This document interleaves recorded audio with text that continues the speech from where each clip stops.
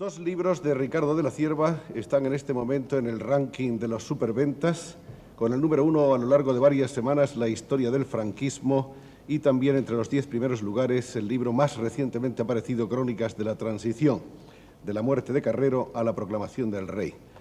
Yo veía que pasaban los años y que pasaban las décadas y que tenía que venir nuestro común amigo Hugh Thomas a escribirnos una historia que nosotros no habíamos escrito, el año 61. Hasta entonces no hay en España, fuera de algunos intentos importantes que ahora no voy a denigrar ni muchísimo menos, pues no había ninguna síntesis sobre la historia de la guerra civil que fuera convincente, sobre todo para el extranjero y para nosotros mismos. Y entonces a mí me preocupaba mucho que unos eventos que yo había presenciado como niño en las dos zonas, distorsionados evidentemente por la mirada del niño, pero yo lo que veía en los libros pues no era lo que yo había visto. Y entonces yo decidí contestarme a aquella pregunta de antes y a estas de ahora, pues escribiendo esa historia que yo no había visto escrita.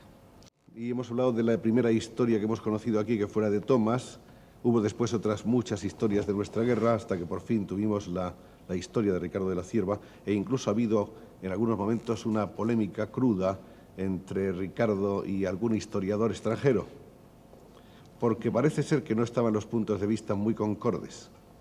Sí, no, yo creo que polémicas crudas no las ha habido. Más todavía, hace muy poco tiempo se ha publicado en Londres y luego en Barcelona un importante libro que se llama así, Ensayo sobre la República y la Guerra Civil Española, el libro en el cual pues, hemos coincidido, por ejemplo, Hugh Thomas y Ramón Salas y yo como españoles, y el profesor Pine, y Eduardo Malefakis, y bueno, un grupo de especialistas de todo el mundo sobre temas de la República y de la Guerra Civil. Bueno, el hecho de que estos especialistas hayamos podido coincidir en las páginas de un mismo libro, a mí ya me parece importante. Pero es que es mucho más, es que las tesis fundamentales de todos estos especialistas yo creo que son coincidentes.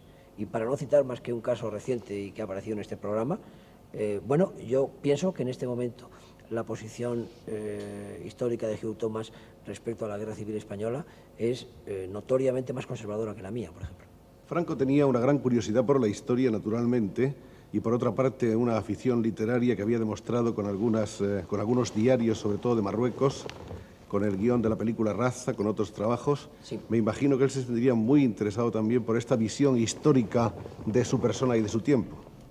Sí, él, yo creo que sentía una gran afición literaria. Yo creo que era más que afición. A él le gustaba el periodismo y a él, evidentemente, le gustaba la historia, incluso escribirla. Él, por las obras suyas que conocemos, pues poseía un estilo algo barroco, pero correcto.